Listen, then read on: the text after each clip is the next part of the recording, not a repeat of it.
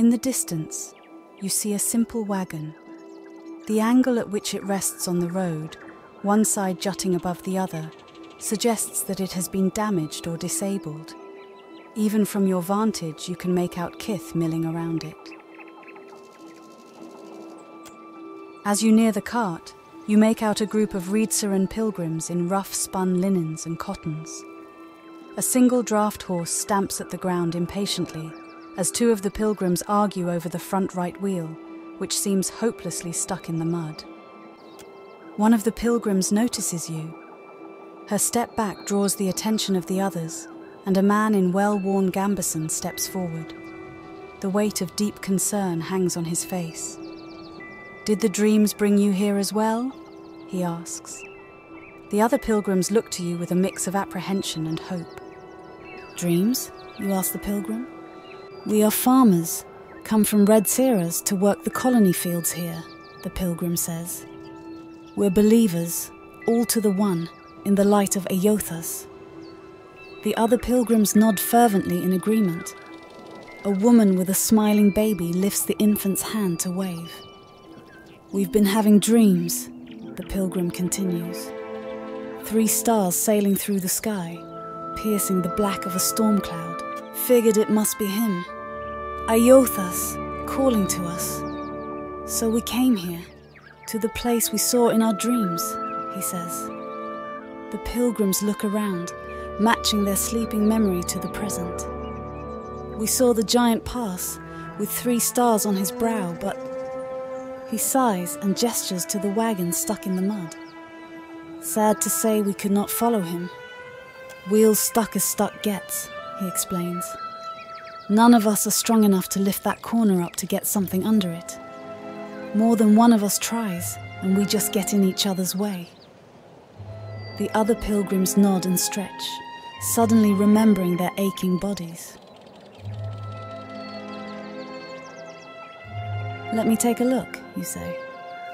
A brief inspection reveals that the wagon is undamaged, but the wheel is stuck fast in the mud. "We have some wood," the old man says as he gestures to the back of the wagon. "If we can get the wheel up, we can slide that beneath it." Inside the wagon you see several planks of wood. A small box of valuables sits to the side. One of the younger Dawnstars looks at you, eyes wide. "Reckon you can lift it?" he asks. Adair squares himself to the wagon's corner, squats deep, and rests the wheel up from the mud with a grunt. A young Dawnstar stands in shock for a moment, reacting just in time to thrust a thick board beneath the wheel. It takes the better part of an hour to lay down a safe path for the wagon to roll free of the mud.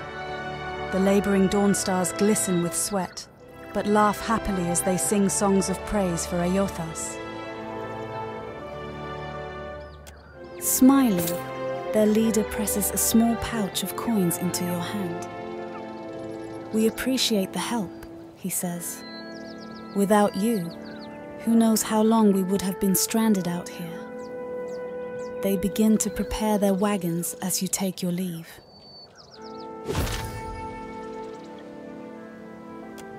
The old man calls out to you as you go. "Take care of yourself and your soul, traveller. Whether you came for Eothas or not, we know in our hearts that he has come for us."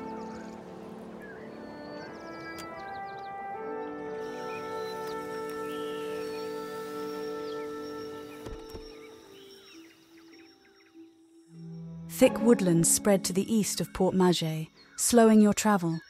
Birds flitter above you and insects drone incessantly. The path eventually gives way to a game trail, then no path at all.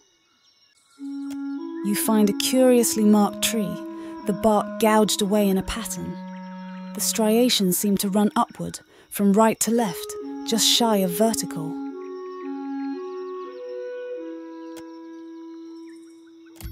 The depth and width of the gashes suggest the tusks of a boar, and the curled tufts of brown fur you find wedged into the scored wood confirm the supposition. You notice a sigil carved lightly into the wood, so faint as to be almost imperceptible. It seems to be of the style of the local Huana culture, but beyond that, it looks like 3 overlapping circles.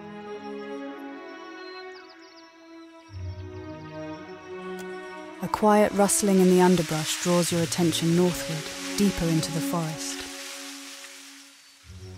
Hello! You call out, "Someone there!" The sound approaches, and a tall almoa appears through the vegetation. Matted red hair frames his head, while boar hides drape his form. Stranger still, several wild boar attend him, their hackles up as they snort at you.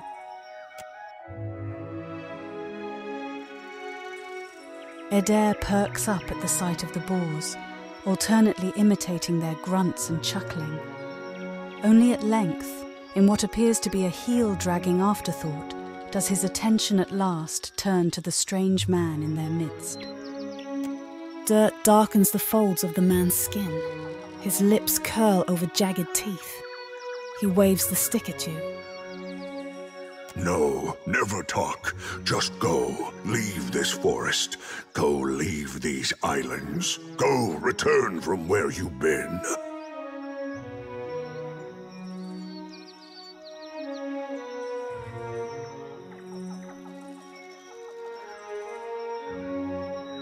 I came here looking for you.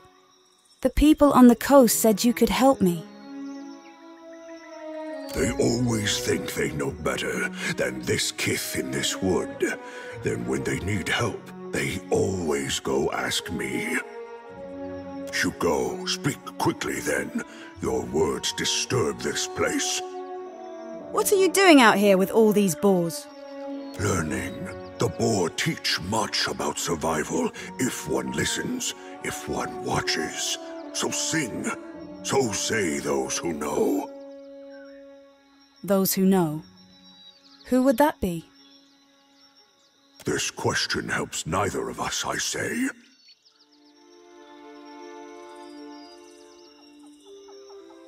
Well, it sounds like you're speaking of Gallowayne. Always you foreign sorts speak of your changing god. I say you know nothing of change, and less of the hunt.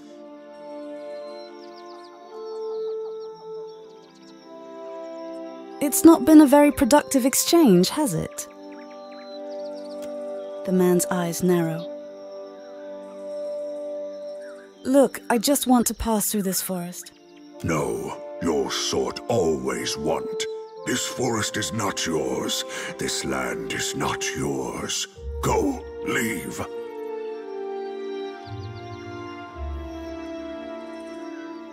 I'm hunting a god. If I fail, your islands will not be spared his wrath.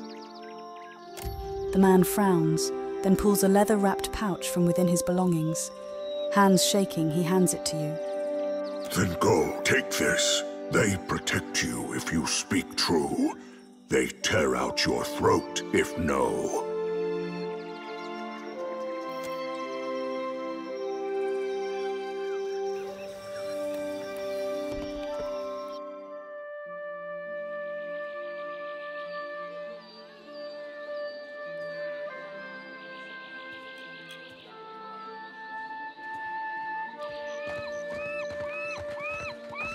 Better see what that crowd's about. What if the giant comes this way? Please, everyone stay calm.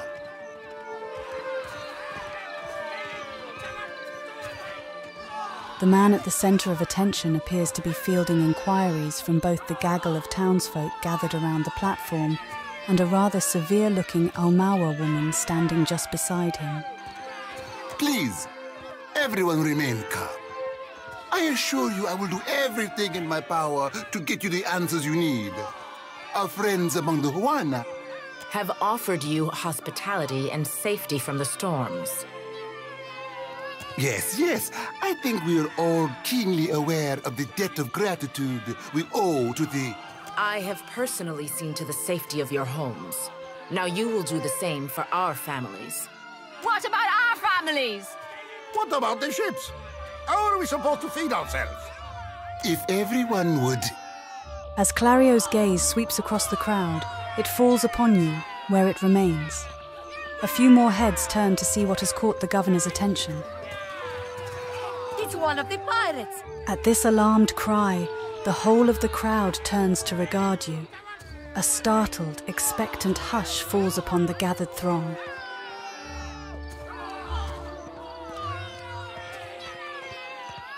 I'm not a pirate. Everyone stay calm. I think it's clear our guest is nothing of the sort. 2 of my guards reported a ship flying deer wooden colors, fallen prey to a private vessel. That would be your ship, I assume.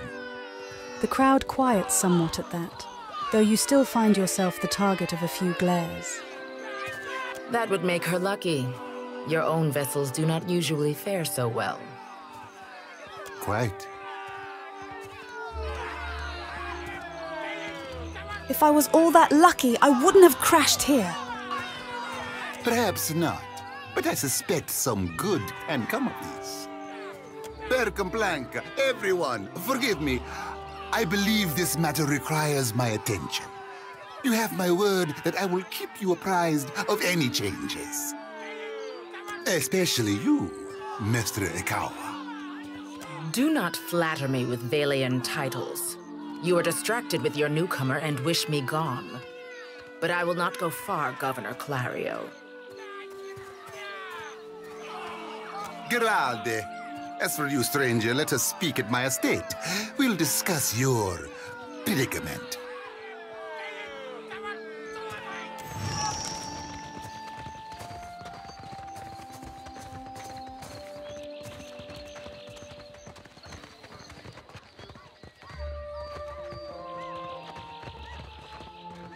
I am for friendlier fires. If you would speak, seek me out in our village.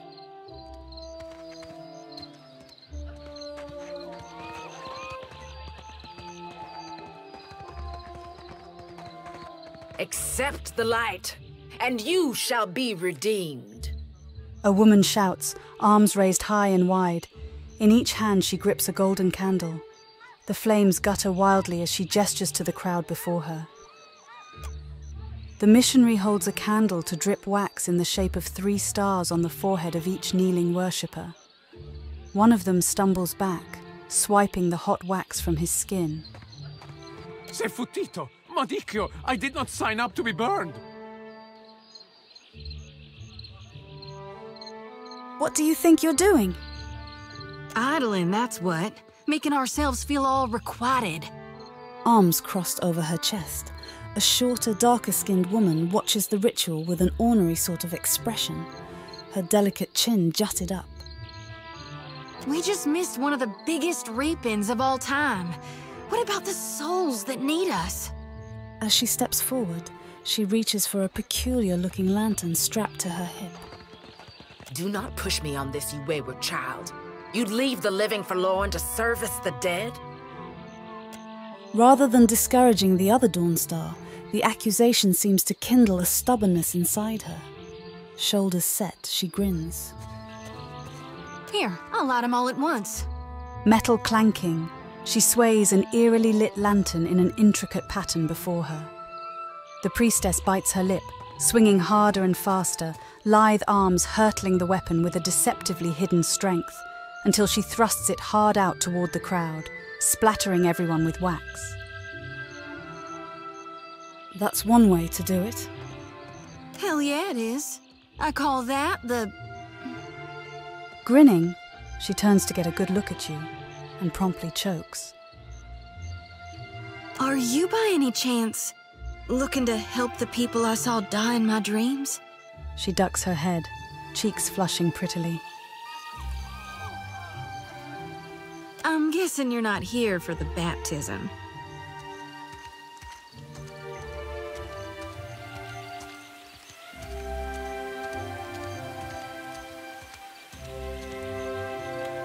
I'm looking for an Ordra statue, yay high, inhabited by Aeothas. I knew it! She clenches her grip on the sickle in her right hand. Gon's been calling me here. Left the breadcrumbs in my dreams.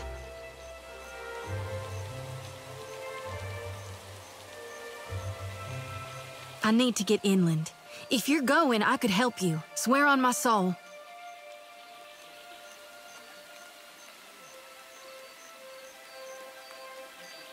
Who's gone? Gone's a smidge of darkness in the light. He was the part of Aethys who divined the dignity of dying and the return journey to life. Why do you want to go inland? There are souls needing their last rites. I ought to shine them the light, else they might get lost. Enough nonsense, Jyoti. No one knows if anyone's even died.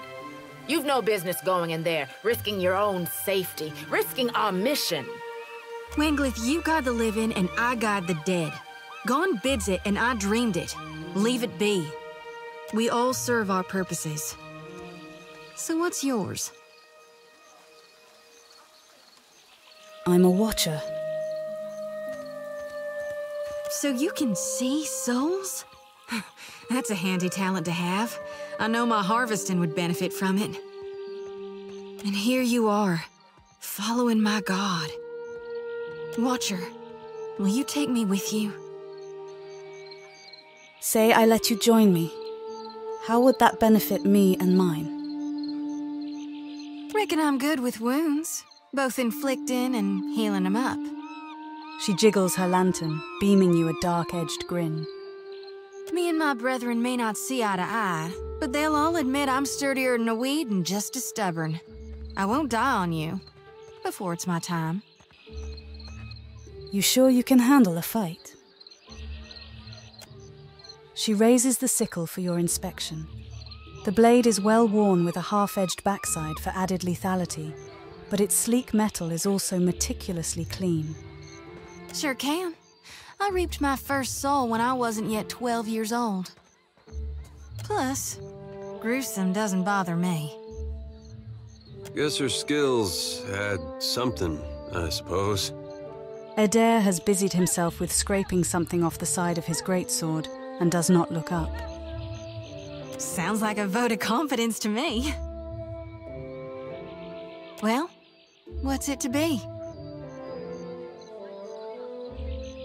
A fine proposition. I'd enjoy the company of a priestess. I know an offer rare as hen's teeth when I hear it. Yeah, I'm taking it. You won't regret this. She steals a shy glance at Adair. Hey. Adair half nods without looking in Zoti's direction. He seems suddenly focused on something in the distance. A tad too eagerly, she saunters close beside you. At least take care, child. Come back to us in one piece. If not for my sake, then Samhain's. The old priestess sighs, shaking her head. So don't tell her. What the High Priestess doesn't know won't hurt her. Grinning, Zoti waves her brethren a curt parting.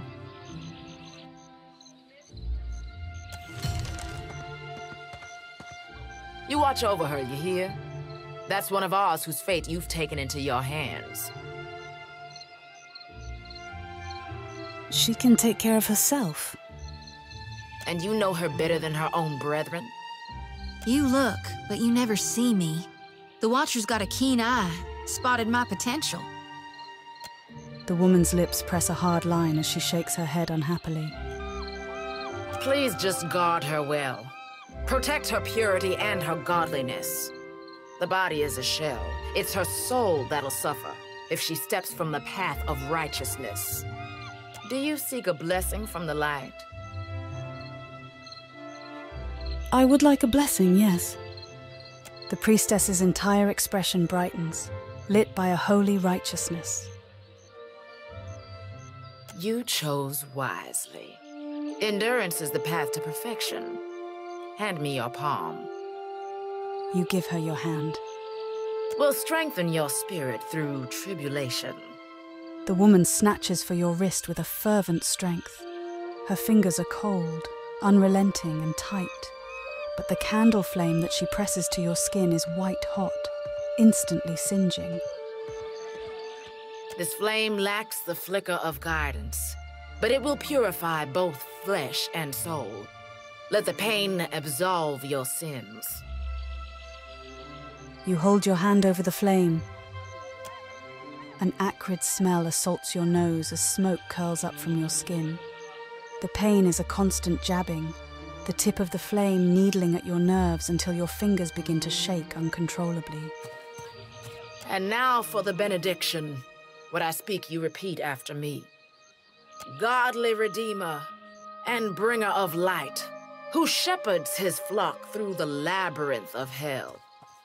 Though you currently rest in peace, we remain devoted until the time of your revival. We believe in your coming rebirth, in the restoration of your holy greatness, and we now beseech you. You keep holding your hand over the flame.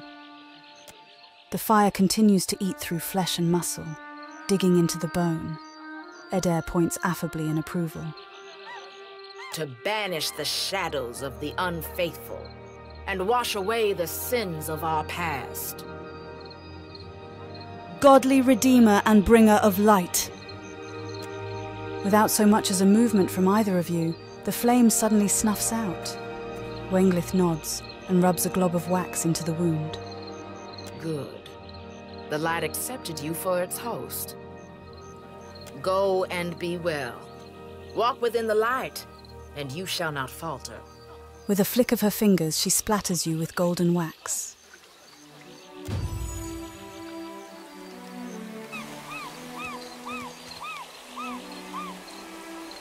The children of the Dawn Stars. I wondered if we'd run into them down here. There's someone I used to know, just an old friend. Came out here to settle with them last I heard. Maybe we should ask around, see if she's still out here. Might be she can help us. Just a friend, huh? Zoti rubs the back of her neck, clearly uncomfortable. How did you know her? Oh, well, both grew up in Gilded Vale, same temple. Adair looks askance at you. You're eager to see her, but you're trying to hide it. Why? All right, all right. We used to, you know. She was real loud, too. Used to have to cover her mouth or she'd get the dog howling in the next room. Zoti's face mottles bright red and she turns away, hands covering her eyes. I get the picture. I knew you'd understand. You're gonna like her. I got a good feeling.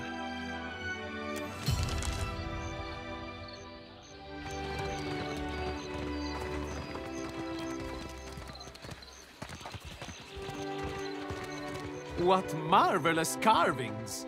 Oh, yes. This one is many centuries old. Blessed by Ngati herself. Magnificent!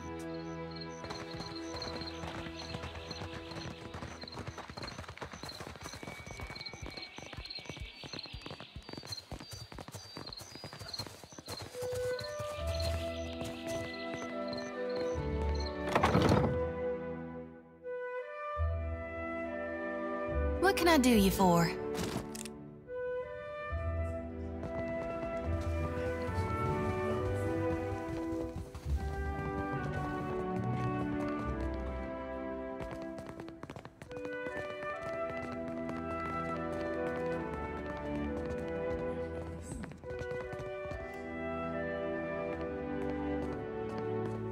Ah, yes, there you are. As governor and under the auspices of the Valian Trading Company, please allow me to officially welcome you to Port March. I'd like to say the pleasure's all mine, but I try not to lie. Don't worry, I'm only here on account of her. Of course. I see you've been as quick to involve yourself as ever. Clario's tone is polite, but there is a strained edge to his wide smile as he turns from Zoti to address you. Apologies for that little drama outside. These are confusing times, and people often react poorly to uncertainty. Between the storm, the pirates, and the, well, certain strange events, we are all a little on edge. He spreads his hands in an apologetic gesture. I know what it's like settling on new land. Interesting. Is that why you came? This may be a Valian trading company outpost, but I welcome settlers willing to work. I'm tracking down Iothas for the goddess Berath. The governor regards you silently for a few moments. After an uncomfortably long while, you realize he's been waiting for you to laugh. You smile politely. His own smile is uncertain. He presses gamely on. Now, to the matter of your ship. You're stranded, are you? It was a rough landing by all reports. Unfortunately, our own ships are in no condition to sail. We've had dealings with the pirates ourselves. They've taken their share of supply ships. The storm saw to those berthed in the harbor. All that said, I believe I may have a solution, provided you're willing to help me in turn. I'm the Lady of Cadnua. Couldn't I owe you a favor? Cadnua? A dear wooden castle, is it? An interesting proposal, to be sure, but I'm afraid the matter at hand is rather urgent. I have the guards on the lookout for pirate vessels looking to take advantage of whatever damage the storm caused. We've cannons enough to see them off, but I need every man ready to use them. There is a site of some considerable value elsewhere on the island. A value to the trading company, you understand. In point of fact, it's the very reason any of us are here. You're familiar with the luminous Adra trade?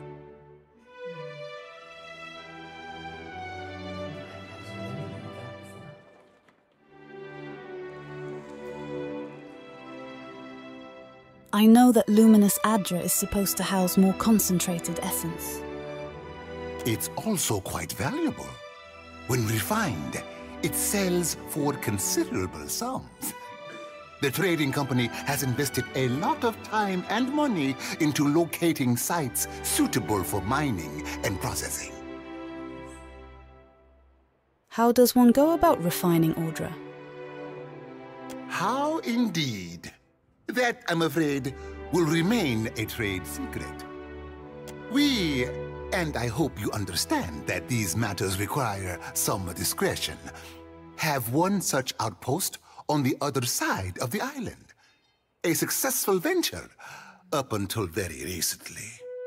We sought to improve the refinement process. To that end, we hired some of the brightest minds in the field of animancy and brought them out here to lend their expertise. And then one evening, a storm rolls in out of nowhere, and my scouts begin to report that a giant has marched its way across the island towards my dig site. What am I to make of that? We haven't heard from Mestre Odorisi since, nor any of his assistants, or the workers. I must know what has happened. If Odorisi, if his work is lost, then everything that we have worked for is at risk. You say you are hunting this thing. Well, that is where it went. You need a ship? I need information. Do this for me, and I will set half the town to work on freeing your vessel. Iothas is out there stomping across the island. And you're worried about some research. Well, if Iothas happens to strike down the council, perhaps then I will have time to spare for him. Clario lets out a sharp breath, evidently flustered by his own outburst. Zoti lifts her chin in interest. Please do not repeat that. We each have our debts. Whatever you believe is going on, you can see it for yourself. That is precisely what I want. Do you have any idea what might have happened? I told you what happened, but you wouldn't listen to me. We could have prepared for this level of destruction.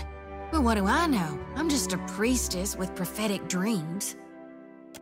Clario's jaw tenses, but he otherwise ignores Zoti's tirade. The Huana storm speakers should have kept the worst of the weather at bay. I can't imagine what else might have happened. There are wild beasts on the island, but they wouldn't have attacked an active dig site. And if I find this Odorisi? Why, take his report on the situation and remind him that he's under certain contractual obligations.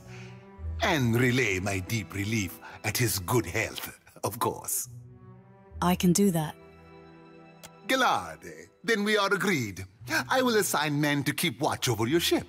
You will find the dig site on the eastern side of the island. I'll mark it on your map here. You'll do it for the Watcher, but not for me? I see how it is. With a discontented sound, she crosses her arms over her chest. Yes. Why wouldn't I want a pack of Dawn Stars crawling over my Adra mine in search of their lost deity? Clario darts a quick, sour look in Zoti's direction. One more thing. If you should recover Odorisi's notes, know that they would be of great value to me. Yes? Something you need? Can you tell me about Port Morje? Certainly. Clario stands up a little straighter and clears his throat. It may not have the grandeur of Ostia or Enchenzi, but I am proud of what we have created here. We've established strong supply lines, and our research rivals any performed in the Republics on better days. Are there many outposts in the Deadfire? Out there, you'll find yourself a rarity. It is an interesting feeling. The lands here belong to the Huana, for now. If you ask the Royal Deadfire Company, that will not last. Clario mutters under his breath, running a hand over his scalp. The Royal Deadfire Company? Dispatched by the Ranganui of Rawatai himself. That would be their emperor, or king, perhaps.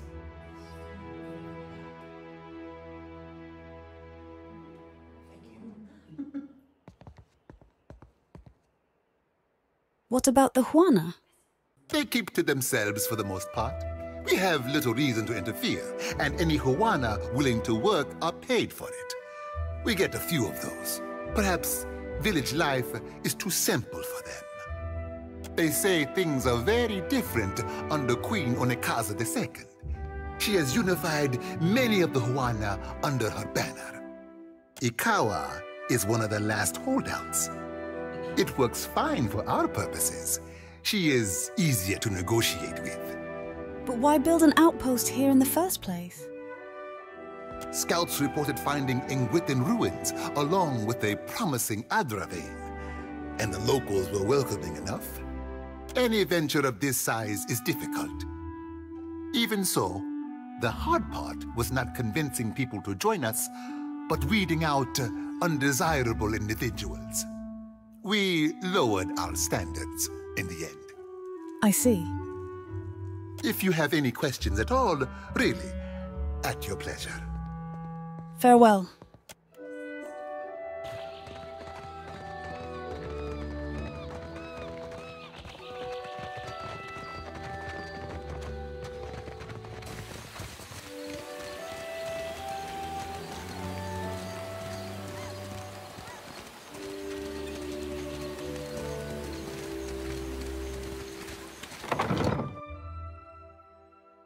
I found my spine on the Deadfire lines. Tell me when, hey, hoorah! From a tearwood babe to a sailor fine. Hoorah for the Deadfire lines! Now, Sorry, we haven't any rooms for you. The rather large man behind the counter glances your way, smiling grimly.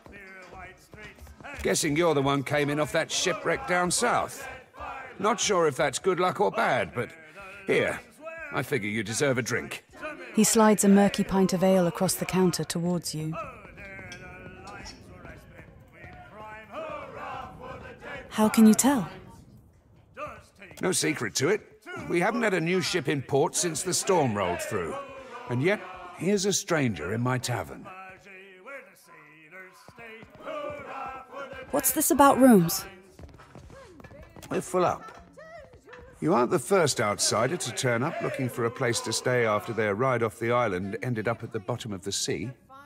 He pauses, fixing you with a considering eye. Well, tell you what. I've got one room ought to have been cleared out by now.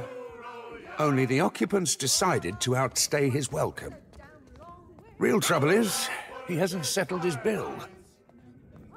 He's a merchant captain by the name of Galleon. I've given him a fair chance, but he's been a right prick about the whole thing. I've got a spare key here. You chase him and his pals off, and the room's yours. At a discount.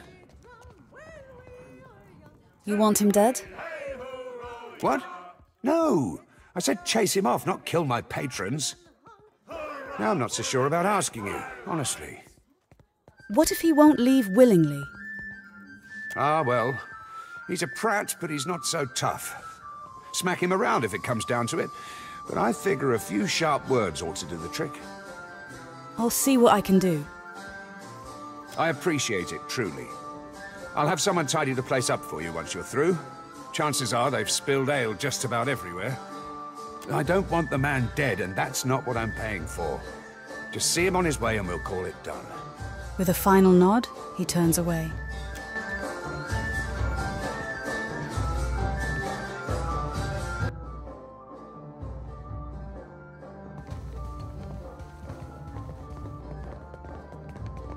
How does it work? You inhale. It isn't complicated.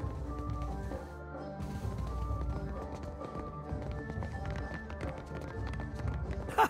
Maybe I was wrong.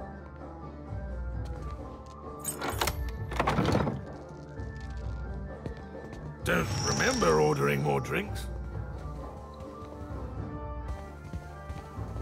Thought I'd locked that thing. The glassy-eyed gentleman before you bears the miserable expression of the recently sober. He also smells like he's been pickling in a cask for a few days. You've got the wrong room. I know you company ladies like to wander in and wave the flag anywhere you please, but kindly wander back out again. He makes a mocking sweep of the arm and nearly unbalances himself. Try not to slam the door on your way out, yeah? My head's going to pieces. This place is a mess! No, that's not nice. Things were real comfortable up until you turned up. He nudges an empty bottle with a boot.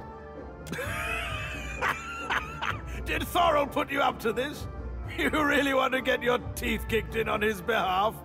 Get out of here before you regret it.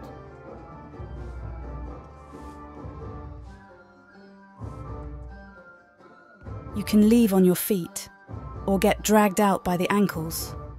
Your choice.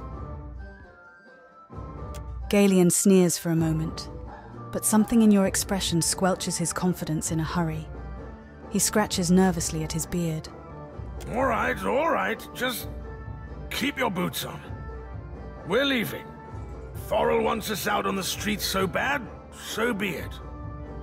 You serious, Galleon? Where are we supposed to go? The Almaua woman glowers at you before following him out.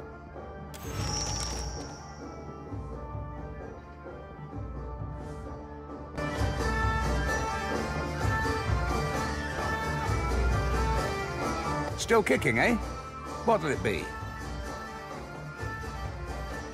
I cleared out that room for you.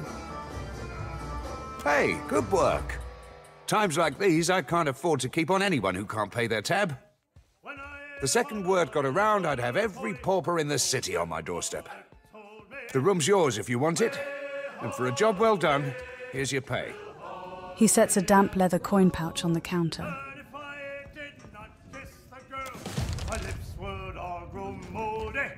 Still kicking, eh?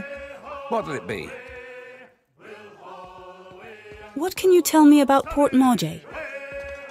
Guess you haven't exactly seen the prettier side of the place since you landed, right? It's the only town on the island, if you don't count Sarahuzi, little Juana village out west. Really is a decent place most days. Good trade, and plenty of money rolling in from Clario's investors. Damn sight quieter than back home, but I don't have to tell you about the Deerwood.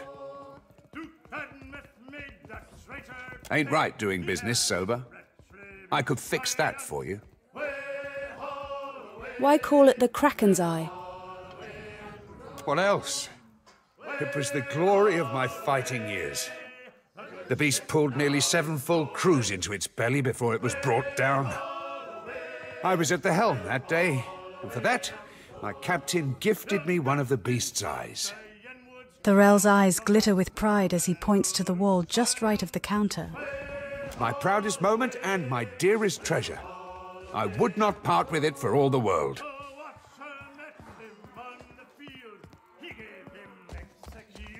I'd like to hire some crew members onto my ship. Not much point to that without a ship. Come by when you've got work to offer and we'll figure something out. Farewell.